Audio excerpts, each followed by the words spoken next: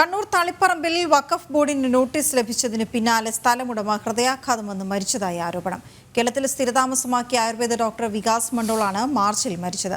വഖഫ് ബോർഡിന് നോട്ടീസ് വന്നതിന് പിന്നാലെ മാനസിക സമ്മർദ്ദം താങ്ങാനാവാതെയാണ് മരിച്ചതെന്നാണ് കുടുംബം പറയുന്നത്. ഗൃഹനാഥൻ തന്നെ മരിച്ചതോടെ കുടുംബത്തിന്റെ മുന്നോട്ടുള്ള ജീവിതം തന്നെ പ്രതിസന്ധിയിലായി. പതിറ്റാണ്ടുകൾക്ക് മുമ്പ് ബംഗാളിൽ നിന്ന് കേരളത്തിലെത്തി ആയുർവേദ ഡോക്ടറായി സേവനം നടത്തി വരികയായിരുന്നു വികാസ് മണ്ഡോൾ. 15 വർഷം മുമ്പ് തളിപ്പറമ്പ് നഗരത്തിൽ സ്ഥലം വാങ്ങി വീട് നിർമ്മിക്കുകയും ചെയ്തു. എന്നാൽ ഒരു സുപ്രഭാതത്തിൽ ഈ സ്ഥലം വഖഫ് ബോർഡിന്റേതാണെന്ന് പറഞ്ഞ് നോട്ടീസ് ലഭിക്കുകയായിരുന്നു.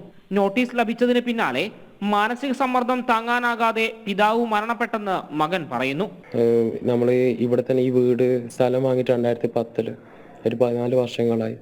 അപ്പോൾ ഇത്രയും നാള് വാങ്ങിയ സ്ഥലം നമ്മളിവിടെ ജനിച്ച് വളർന്ന് ആ വീട് ഒറ്റയടിക്ക് ഇത് പോകുന്നത് ആരെങ്കിലും സഹിക്കാൻ പറ്റുമോ? ഇല്ല, സഹിക്കാൻ പറ്റില്ല. സ്വാഭാവികമായിട്ട് ഒരു വീട് എടുക്കാൻ തന്നെ അത്ര മെനക്കേടുണ്ട്, എല്ലാവർക്കും അറിയാമല്ലോ. ലാസ്റ്റത്തെ നോട്ടീസാണ് അച്ഛൻ്റെ, അത് സഹിക്കാൻ പറ്റിയിട്ടില്ല, താങ്ങിയിട്ടില്ല. വെച്ചാൽ ഇവിടെ നമ്മൾ ഇതിൻ്റെ മുമ്പത്തെ സ്ഥലം ഏകദേശം 1 ഏക്കറോളം സ്ഥലമാണ്. പക്ഷെ എന്നിട്ടും നമ്മളെ മാത്രം ഈ നോട്ടീസുകൾ വരുമ്പം സ്വാഭാവികമായിട്ട് ഒരാൾക്ക് പേടിയുണ്ടാവും. ജനിച്ചു വളർന്ന സ്ഥലത്തിന് മുകളിൽ പെട്ടെന്നൊരു നാൾ വഖഫ് ബോർഡ് അവകാശവാദം ഉന്നയിച്ചതിന്റെ ആശങ്ക ഇവർക്കുണ്ട്. ഇത്രയും കാലത്തെ ഒരു സ്ഥലം പോകുന്നതും അല്ലെങ്കിൽ ഈ സ്ഥലം ഇപ്പം പോയി കഴിഞ്ഞാൽ നമ്മൾ എവിടെ നിൽക്കണം എന്ന് ആ ഒരു പേടിയിലാണ് അച്ഛൻ പോയത്.